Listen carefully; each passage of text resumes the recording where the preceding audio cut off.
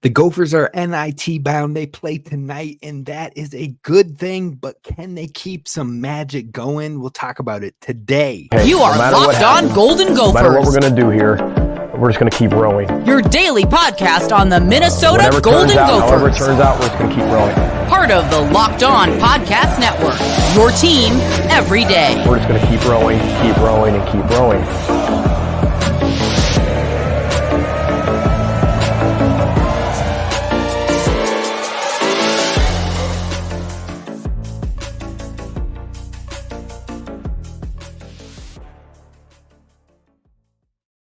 What's up, y'all? You are listening to Locked On Golden Gophers, part of the Locked On Podcast Network, your team every day. My name's Kane Rob, host of the podcast, former collegiate football video coordinator and recruiting assistant, here to talk Golden Gophers with you each and every day of the week, Monday through Friday. Today, we're talking about the Gophers basketball teams and how they got into postseason play, also why it's a good thing and what it can help these programs with moving forward. On top of that, we got to talk about a major, crucial mistake that the NCAA has made, and they need to fix it immediately. It is only going to hurt them and their prospects in the long run. They got to change it yesterday, but it for sure needs to change by next week. We're going to talk about what those are and a little bit more on today's show of Locked On Golden Gophers. So be sure to hit subscribe. Be sure to follow wherever you get your podcasts at Locked On Golden Gophers, and then tell another Gopher fan about it. Let them know. Leave a comment. Hit the like button. Help others find the show, because once we get going with this spring football, there is no looking back, and I will be at the practice this Saturday, so I'm going to keep you posted with what we're seeing in the very first practice,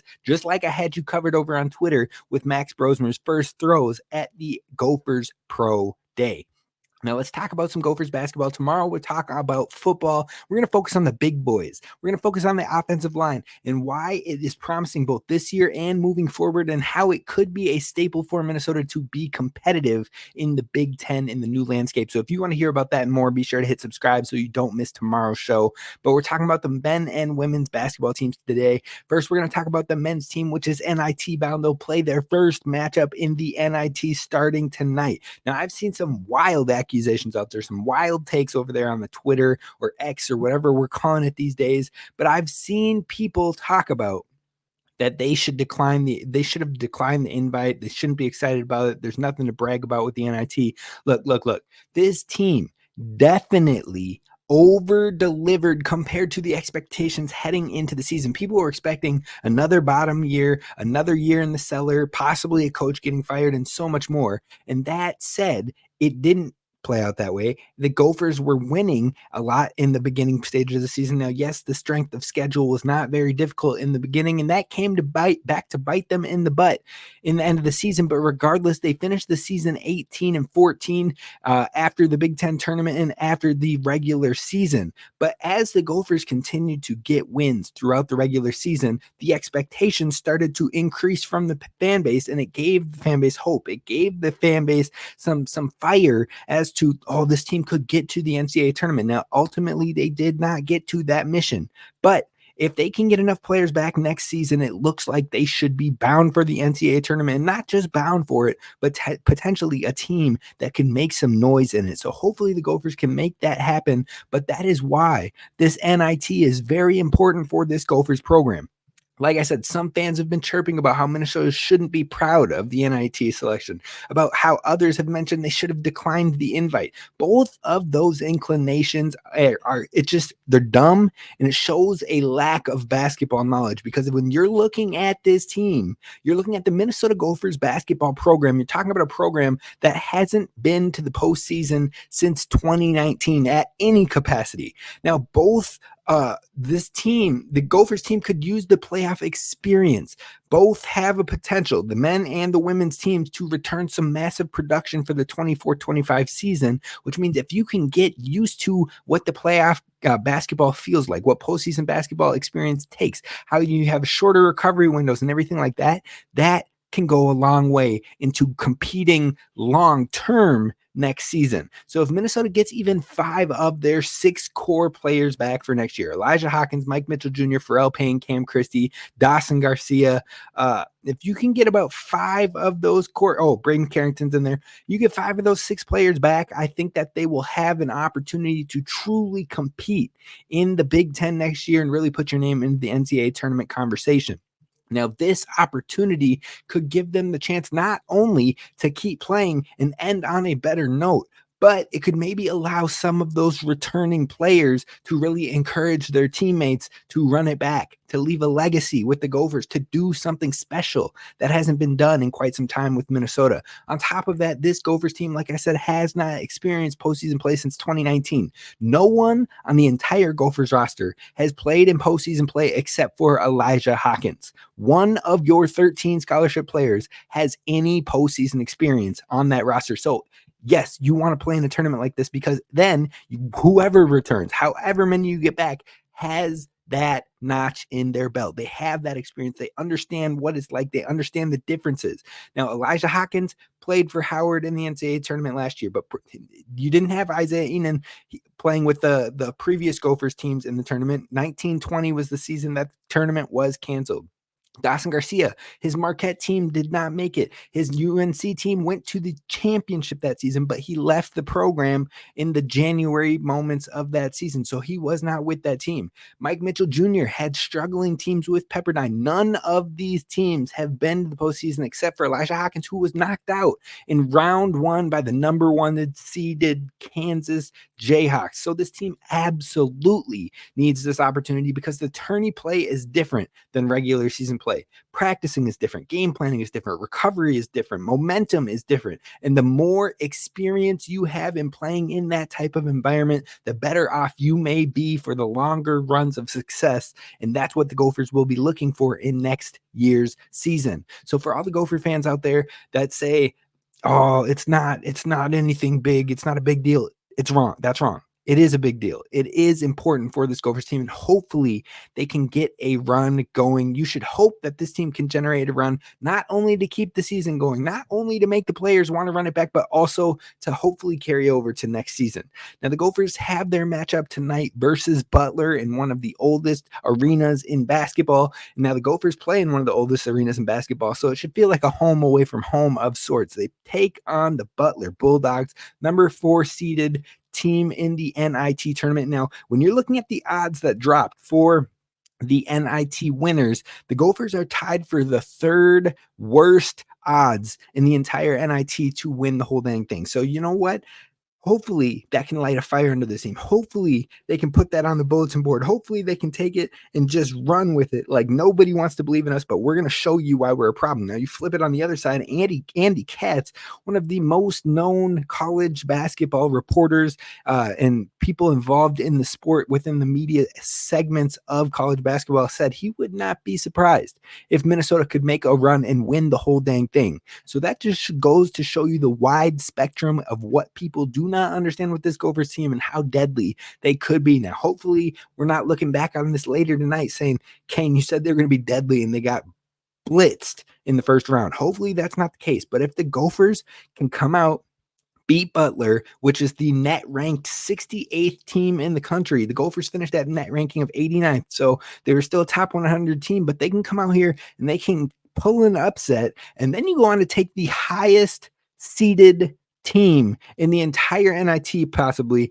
and the highest net ranked team to never make the tournament in Indiana State. They'll likely get out of the first round, and that would be the Gophers' next matchup. So the Gophers could really make some noise and put a lot of teams on notice if they could pull off 2 upsets in a row. But it's going to take their best effort from their best players. Cam Christie is going to need to be on. Dawson Garcia is going to need to be playing his best games. Elijah Hawkins is going to need to facilitate and then also get the scoring down packed as well. We're going to need our best defensive efforts from Mike Mitchell Jr., Braden Carrington, and we'll see what happens with a guy like Joshua Joseph. Can he get minutes? Can he step into a Parker Fox type role? And can Parker Fox go out with a bang with the Gophers. I think there's a lot of upside. There's a lot of promise, but it's going to all start tonight versus the Butler Bulldogs. So hopefully you're tapped in. I'm hoping we'll either do a live show after the matchup tonight, or it'll be a first thing in the morning show that will drop tomorrow morning to cover what happened with the Gophers NIT matchup and what to look forward to if they are going forward beyond tonight. We'll talk about that, looking at it tomorrow, or like I said, in a live show tonight, most likely tomorrow. But I do want to talk about a huge critical mistake that the NCAA made that makes it tougher for teams like the Gophers, like anybody in the NCAA tournament. There is a huge gap, a huge mistake that the NCAA has made, and it's a reason why teams were tapping out and declining their NIT invitations. It needs to be fixed because it is downright unfair, and we're going to talk about what that is coming up next. First, I want to talk to you about our friends over at Nissan, because look, Nissan treats you right. They get it done. They're dependable. My wife drives a Nissan. I drive a Nissan. And you know what? I don't have any complaints. Now, this week's March Madness bracket highlight is brought to you by our friends over at Nissan. Each week, we're picking one team that stands out, a team that pushed it further than the rest. And just like any of the all-new 2024 Nissan SUVs, these guys were able to take it to the next level. And I got to tell you about one of my sleeper teams, the Oregon Ducks, in the NCAA tournament. Now, the Oregon Ducks are obviously this week's Nissan Rogue. The team absolutely surprised us all with a powerful performance in the final Pac-12 tournament, punching their ticket to the big dance. They say, win life, go rogue. And that's exactly what the Ducks have done. It's the obnoxious uniforms. It is the tradition of the Oregon Ducks. It is the win life, go rogue mentality that got the Ducks not only the auto bid for the Pac-12, but a chance at the NCAA tournament and then some.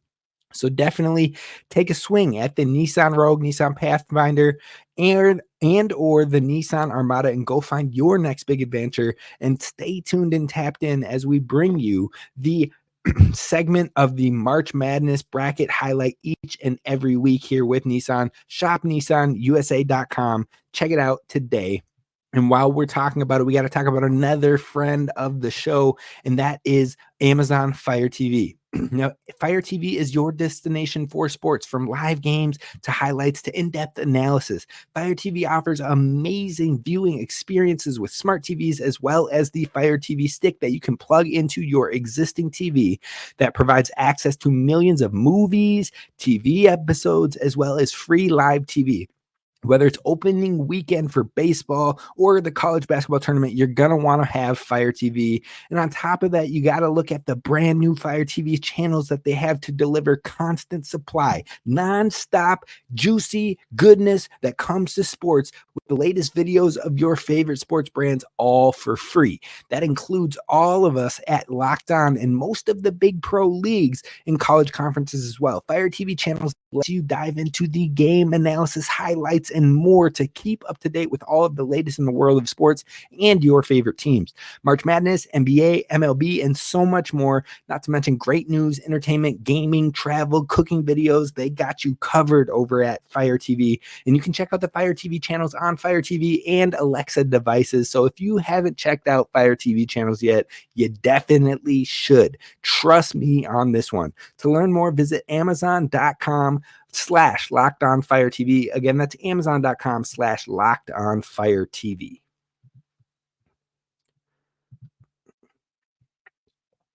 All right, Gophers fans, hopefully you were able to check out the bracket breakdowns on Monday when it came to the Locked On College Basketball channel. Put out a breakdown of every matchup you should be on the alert for in these upcoming brackets, and it's not too late. You can check it out today over at Locked On College Basketball or wherever you get podcasts at Locked On College Basketball. If you need that final last-minute adjustment, those final hidden sleepers for the tournament in your bracket to bring home the dub, go check out that show that dropped on Monday, and it's still on Locked On College Basketball's channel right now. But I need to tell you, I need to vent, I need to get it off my chest why the NCAA has made a massive mistake, because the transfer portal window open on Monday. That's right. The transfer portal is open for basketball teams, and that is an absolute stupid decision, because you have many teams across the entire landscape of college basketball heading into postseason play where they cannot prioritize going after guys in the portal. They cannot prioritize bringing in top talent. They cannot give that treatment, that love, that hospitality to the guys entering the transfer portal. Guys like Doug McDaniel, who is good friends with Elijah Hawkins. He's already in the transfer portal, but who knows, he could find his next home before the Gophers and other teams are even done playing in the postseason. It absolutely doesn't seem fair. It doesn't seem logical. It seems like it was just a rushed effort of the NCAA having too much stuff happening at one time and not thinking about the utter consequences of the timing of things. They're changing all these things in the football landscape. They're changing things in the basketball landscape. They're changing things with the transfer portal. Too much is happening at one time, and little details are getting lost in the wind, like the fact that you're having your biggest postseason play in basketball going on at the same time that your transfer portal is opening. And here's the why it irritates me. Here's why I am complaining about this, is because you already have college media, college coaches, college scouts, what have you, everyone talking about, oh, I'm so annoyed. NFL fans talking about, I am so annoyed that college football players opt out of the bowl games. Like, what's the whole point of having the bowl games if you're going to bail out on your team and you're not going to take the chance at it because you don't want to risk injury, or you want to go to the portal and you want to make sure you're healthy for it? But if you're complaining about that with college football, get ready to do it a lot more with college basketball, because the timing of this window is exactly why teams like Indiana, teams like Oklahoma are probably declining their NIT invitations and making sure that they can prioritize the portal to get whoever the top kids are that are hitting the portal and have a better shot at them from the jump, have the first look at them, have that relationship building long-term with these guys before any of those tournament caliber teams can even get involved. And that's where things get wishy-washy. That's where things get kind of gross, especially for teams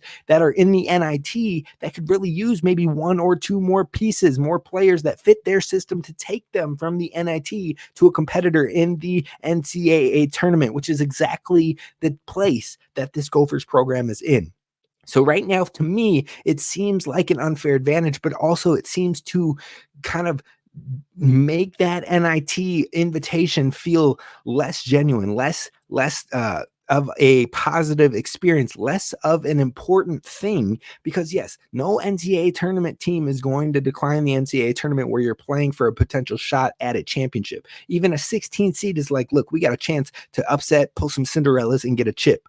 But in the NIT, you don't have a chance at a college national championship. And that's where the difference is. If you don't see the experience of the NIT, the potential at winning the NIT as something that could really boost your program moving forward, then why wouldn't you decline it? And why wouldn't you take an opportunity to really go after the transfer portal? Now, that being said, the Gophers are hopefully looking to make a run with this team and have players consider staying next season. So it's a little bit different for them, but overall, you can see where the lines start to get a little blurred, where things start to get a little bit gray. And I think it leaves some players passing up on good opportunities, maybe for these lower teams, maybe for the teams that didn't make the NCAA tournament, but they get an offer. Maybe some guy who's deeper on the transfer portal rankings and whatnot, maybe not as high up on the priority list for many. He gets some low major offers. He gets some opportunities to really go out there and find the right fit for him, but he holds out, or she holds out, and she thinks to herself, I need to see if any of these tournament teams are going to come after me, if any of these teams that are already making their steps towards the national championship, and how I can maybe be that extra piece. I'm going to hold on to it. I'm going to wait. I'm going to see what they do. And then if none of those teams come calling, and all of a sudden those lower offers that you were initially getting already filled up and you don't have the opportunity to go after those, and all of a sudden you're sitting in the portal stuck with nowhere to go, with your opportunities lost, and things start to get murky. So that's why I think this is just another reason why the timing of this is downright utterly gross, and it needs to be changed immediately. Otherwise, more teams are going to find issues and errors in this system. So it's also what opt-out teams could take advantage of, basically being like, look, you could wait and you can see if your Kansas is going to come out. You can see if Purdue is going to come over and offer you, or you can come to us like Indiana.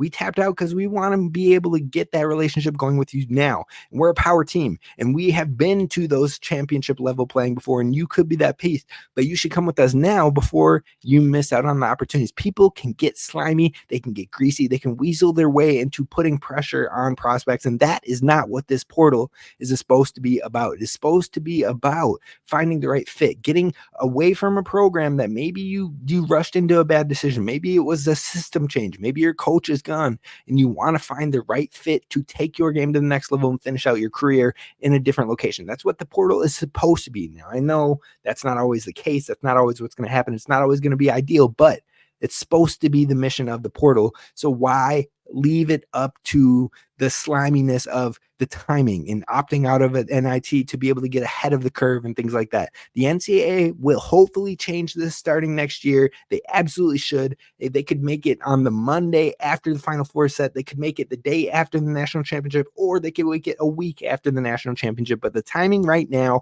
is downright dumb. Now, the timing is poor, unfair, and it is sure to dredge up other problems. So the NCAA needs to change this starting next season, including if they don't move the timing, it could undervalue the NIT, and it slightly already did with more opt-outs this year than we are used to seeing. Now, the final thing we're going to talk about on today's show is the Gophers women's basketball team. We're going to talk about what we will hopefully see from them in the WNIT. Could their injured players be back? I will give you my thoughts on that coming up next. First, I definitely want to talk to you about our friends over at FanDuel, because you can say goodbye to busted brackets with FanDuel, who lets you bet on every game of the tournament. Whether you're talking about the big upsets or whether you're talking about a 1 seed, it's time to go dancing with America's #1 sportsbook. So right now, new customers are going to get $200 in bonus bets if your first bet of $5 or more wins. So you go out there, you place the big money on whoever you have winning the tournament. Whoever, if it's Purdue, if it's North Carolina, if it's UConn, if it's a sleeper and you're like, I know they're going to win their first game matchup. I know it deep down in my soul, in my body, in my heart. I know it's going to happen. Go put your $5 bet down on them. Get that $200 in bonus bets by going to FanDuel.com/lockedon and taking advantage of that new customer's bet. You win that first $5 bet, you're going to get $200 in bonus bets to bet for the rest of the tournament, and you can thank me later. Now, that's $200 in bonus bucks to use on point spreads, money lines, or you can even pick your winner of who's going to win it all. Just visit FanDuel.com/lockedon and bet college hoops until they cut the nets down. FanDuel, official sportsbook partner of Locked On.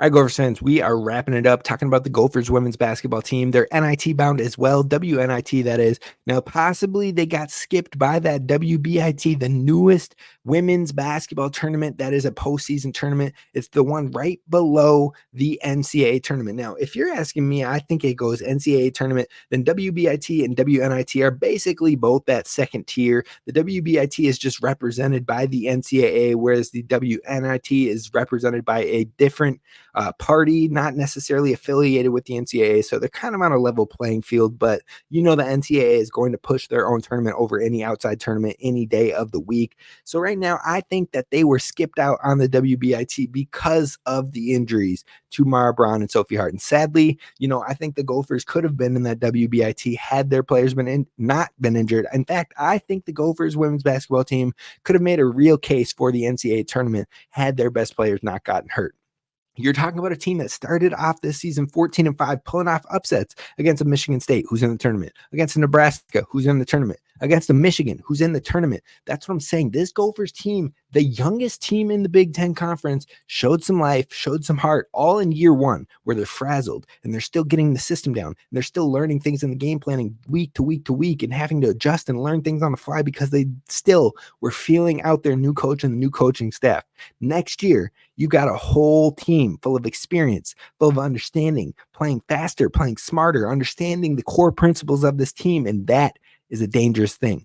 But right now, the Gophers have an opportunity to go to the WNIT as the youngest team in the Big Ten Conference and get some playoff experience. Like I said, Get through those unknowns, prepping for tournament style play, recovery between games if you get a dub, and so on and so forth. This is a great thing. And even missing star players like Mara Braun and Sophie Hart, it helps those players, others player around them, get ready and get set and get into roles and step up their game and become more prominent in scoring or in rebounding or in their niche roles to bring it to the next level. So when those star players come back, you complement even more. You're more dangerous. You're more threats.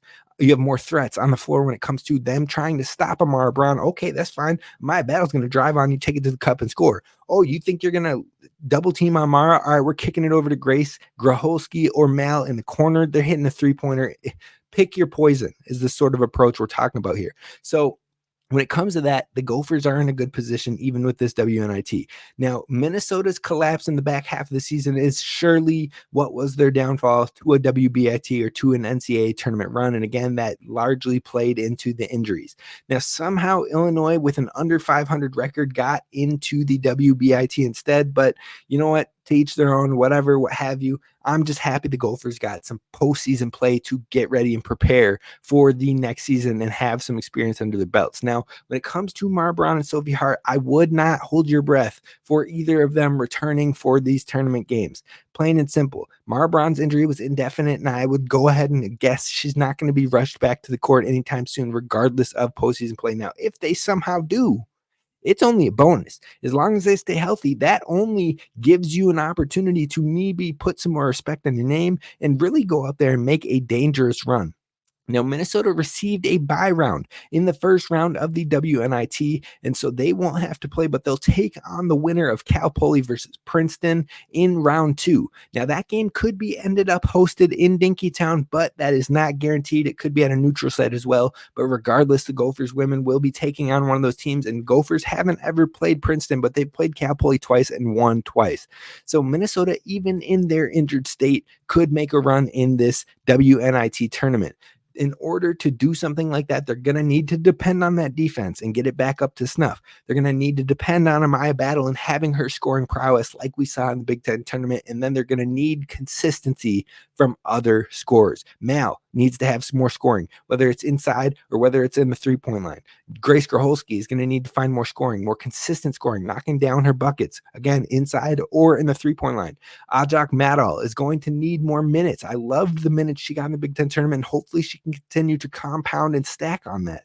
And then Nia Holloway needs to keep playing confident. She brought a whole nother element to this Gophers team with that confident play, with the gritty play, with the diving for the rebounds, with the fighting for the boards, all of that is going to come into factor. If the Gophers can put all of that together, they can make a run in this WNIT. And if they can make a little run, they can find themselves in the Fab Four. And that would be tremendous for a group that is the youngest team in the Big Ten that is missing 2 starters and their best player.